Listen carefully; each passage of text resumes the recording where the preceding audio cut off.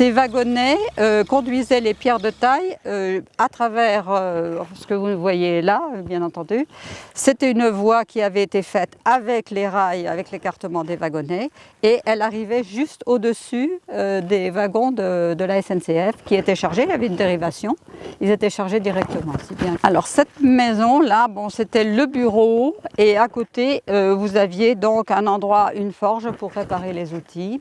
Vous aviez un endroit où on mettait tous les outils, et puis un hangar. Et en plus de ça, il y avait devant une grande niche à chiens, parce que le cheval qui tirait les wagonnets autrefois n'habitait pas sur place.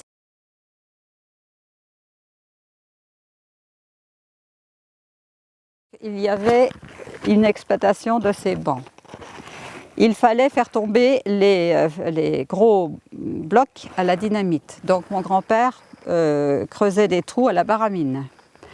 On faisait exploser et donc ensuite, quand les blocs étaient par terre, les ouvriers tailleurs de pierre commençaient déjà par tailler à peu près ce qu'ils voulaient dedans, suivant les normes qu'ils avaient. On leur demandait de faire ceci, donc c'était à ce moment-là. Et donc ils travaillaient uniquement avec d'immenses scies. Il faisait aussi très attention à respecter le fil de la pierre. Il y avait un sens, sinon ça ne marchait pas.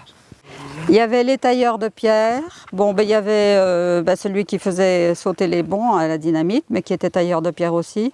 Mais il n'y avait que des tailleurs de pierre là.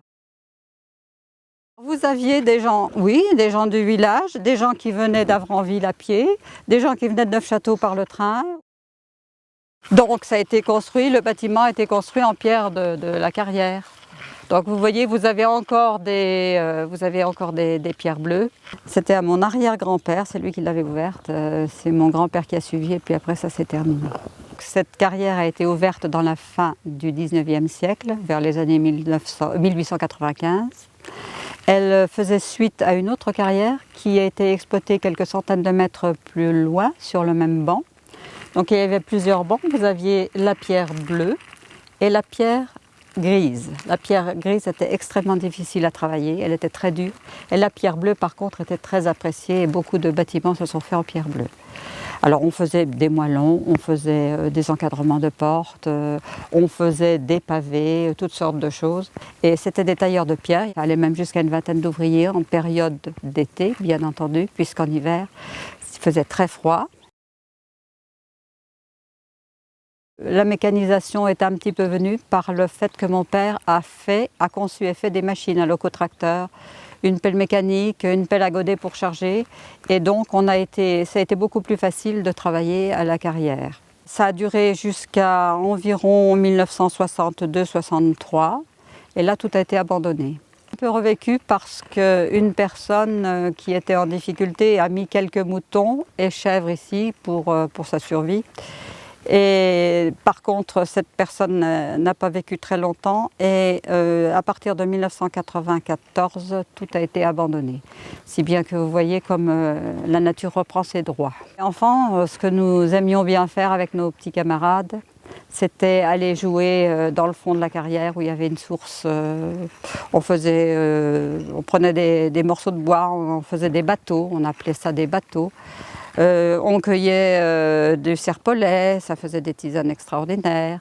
On cherchait des fossiles, il y en avait beaucoup à l'époque, ça n'avait pas encore été pillé. En premier, donc moi j'ai connu ça, c'était des fleurs rases, du serpolet, de l'orpin, des petites choses comme ça.